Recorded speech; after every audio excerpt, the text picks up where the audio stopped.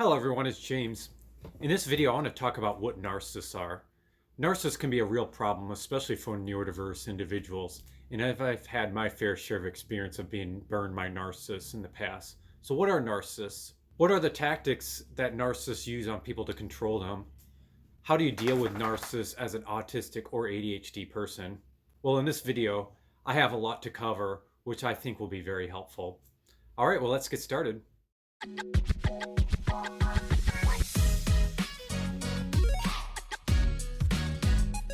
When you were little, you were taught there are nice people in this world and there are mean people in this world. Well, a narcissist is a modern clinical term that more people use every day to categorize a certain subset of people apart from being generally nice. A more proper definition of a narcissist is a person who has a chronically self-centered personality and outlook in life. They are characterized by excessive interest in personal appearance and have an excessive preoccupation of one's own needs at the expense of others. Narcissists lack empathy. Many other people might describe narcissists as cocky, manipulated, selfish, patronizing, and demanding. Narcissists often take advantage of others for their own gain. Basically, their motives are to benefit themselves and not other people. They like to feel superior to other people, and if their belief of being superior gets threatened, they will attack. In a nutshell, their happiness comes from feeling superior. This means all relationships narcissists have with other people are used for their own selfish gain, such as boosting their self-esteem. People that narcissists use for their selfish gain are referred to as narcissistic supply. They will try to take whatever they can get out of a relationship, and once they feel like there's no longer anything to gain from, they will move on to a new person, a new supply. This can make being in the presence of a narcissist mentally and emotionally exhausting over time. They can wreak havoc on your self-esteem, your mental alertness, your perception of what's right and wrong, and overall happiness, and even make you feel addicted to the abuser due to their control. Long-term relationships with narcissists can often be damaging if you're unaware of their typical narcissistic behavior and don't exercise precautions. For example, children who grow up with narcissistic parents often have CPTSD, in other words, complex post-traumatic stress disorder. In other words, people with CPTSD have what is called childhood trauma that can negatively affect their lives.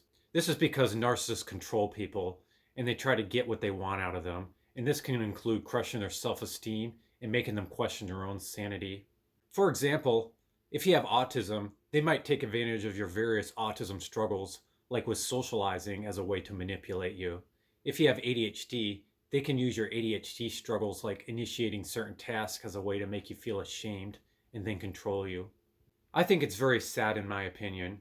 If you feel like you've been in a long-term relationship, such as an unhealthy romantic relationship from a narcissist, or of parents you suspect are narcissists, the good news is you can always get help and heal from the trauma by seeking a licensed therapist. Overt and covert narcissists. There are two types of narcissists. The first type is called an overt narcissist, and the second type is called a covert narcissist. I will briefly talk about what each type is. Overt narcissism, also known as grandiose narcissism, are more extroverted narcissists characterized by more grandiose, attention-seeking, entitlement behavior. They often display a high level of self-esteem. They may display their narcissistic behavior in very obvious ways, like bullying and intimidating others as a way to control them. Now, a covert narcissist, on the other hand, often referred to as a vulnerable narcissist, are more silent and subtle in how they display their narcissism. They are more shy, introverted, and more insecure compared to their overt narcissist counterparts. They will often complain to others about their perceived unfortunate events in their lives as a way to seek sympathy from others. Their outward behavior may seem different compared to extroverted grandiose narcissism. However, they will still manifest the same narcissistic personality traits as of an inflated sense of self, lacking empathy, an excessive need for attention and admiration like overt narcissists, but just may manifest these traits in less obvious ways. Different tactics narcissists use to try to manipulate and control you. Now that you have a pretty good understanding of what narcissists are, I now want to talk about the different tactics narcissists often use to control people. These tactics include gaslighting, love bombing, baiting, flying monkeys, and how they act as both bullies and victims to control you. I am going to talk about what each of these tactics are in detail, so that way you have a deeper understanding about how narcissists behave and how they can control you. What is gaslighting? I think gaslighting is an important topic to discuss as narcissists love to use this tactic to try to control others. I think it's important to understand this as an autistic or ADHD person so you can avoid being gaslit by being aware of it when it's being done to you. There is a lot of misunderstanding about what it is exactly, so I want to make sure you're clear on exactly what it means. Gaslighting is when someone deliberately tries to doubt your beliefs and perception of reality. They do this by dismissing your thoughts and emotions about something by telling you something that you know is true to actually be wrong. In other words, it is done when someone tries to doubt your beliefs and start to make you question what's right and wrong. It is a terrible thing to do, as you can tell, and it can make you feel crazy. Because you're now questioning your own beliefs, it can make you feel insecure. One common misconception about gaslighting is that gaslighting doesn't mean you're being lied to. When you're being lied to, you're simply giving false facts about something. But when a person gaslights, they are literally trying to give you false sense of reality. Another misconception about gaslighting is that it also doesn't mean that someone is disagreeing with you. Instead, it means that someone has aligned to you and then tries to convince something that you believe that they know is true, but try to make you believe it differently otherwise. In other words, it isn't disagreeing with someone, but it's trying to make you believe something that they know isn't true in order for that person to get what they want. The term gaslighting was originally coined in 1944 when a man tried to make his wife go mad by dimming a light, and then telling his wife that the light is not being dimmed to question her own reality, and it literally made her go insane. What is love bombing? Love bombing is another tactic narcissists use, especially when looking for people as a new narcissistic supply. Love bombing is what a narcissistic person does in order to lure a person into beginning a toxic relationship or romantic relationship to take advantage of. This often entails showering the person with excessive love and flattery to make that person feel really good. They also make the person feel safe to open up and share their biggest secrets and vulnerabilities to make that person feel like meeting this person is the best thing that has ever happened in their life. They try to make this person feel like this relationship is too good to be true and it's actually coming true. However, reality will eventually kick in once they get this person hooked, and then they start manipulating and controlling that person to get what they want. They'll even exploit the person's biggest vulnerabilities to control that person.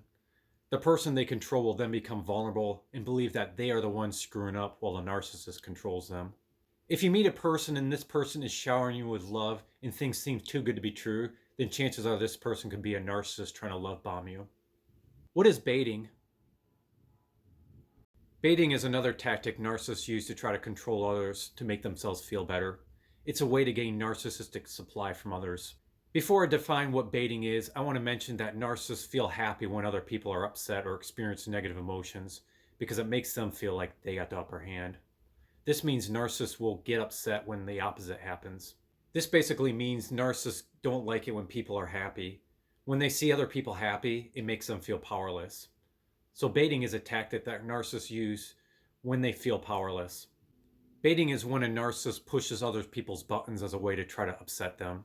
This is often done when narcissists are around other people for a long period of time, such as the case of living with a narcissistic family member or if you work in a job with a narcissistic boss. They will bait you first by doing little jabs first in the attempt to upset you and arouse negative emotions. If they are unsuccessful and you don't get upset, then they will try to do bigger jabs and ante it up. They may start off by doing mild forms of criticism or insults, and then step it up to more major attacks like threatening family members, threatening to disclose personal secrets or confidential information that they know will really upset you. So in other words, narcissists will try to upset people first by doing it in small ways, but if it doesn't seem noticeable or if it doesn't make the person upset, then they'll try to upset the person with bigger ways by doing larger attacks. If you're in a situation where you have to be around a narcissist for a long period of time, such as if you're living in a family where a family member is a narcissist and you suspect that you're being baited, the best way to deal with this tactic is by not giving into their game, by not reacting in any kind of negative emotions. Instead, just remain neutral. If you do that, they will try to upset you even more for a brief period of time. But if you still remain calm and don't react negatively, they'll then eventually get bored and stop. They'll then try to find someone else, some new supply to upset instead. They'll basically move on. If you're interested in learning more ways on how to deal with narcissists, I'm going to talk more about that later in the video, so stay tuned. Narcissists are both bullies and victims. I'm going to talk about something important about narcissists. Narcissists are not only bullies, but they are also victims. In other words, narcissist people have a bully-victim complex. On one hand, a narcissist will bait you and bully you all day long in the attempt to try to upset you and others. They will try to troll and undermine you as an attempt to feel superior and more powerful. But on the other hand, if you get fed up and call out their nasty behavior, then they will suddenly act like a poor victim. In the blink of an eye, they will switch from being a bully to a vulnerable person that pretty much cries, "Poor me," to try to make you feel sorry for them. They will try to make you and others feel guilty. While people eventually give into their sob story, they will make you look wrong and bad for calling them out.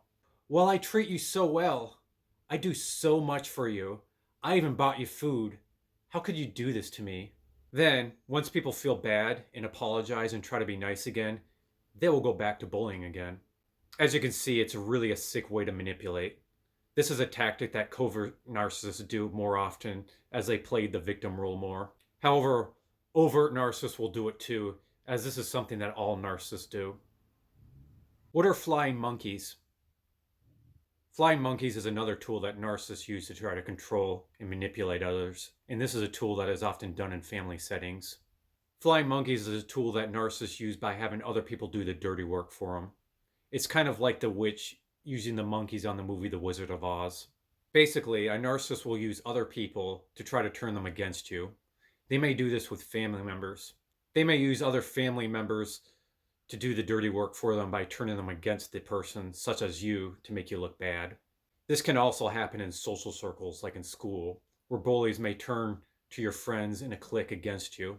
I'm sure you've been in a situation in a social circle where a person will then spread a rumor and make other people think something bad about you that isn't true, and it's a sucky situation. This is often caused by narcissists. This sort of thing can even happen at your job, or a narcissistic person at work can use their coworkers as flying monkeys.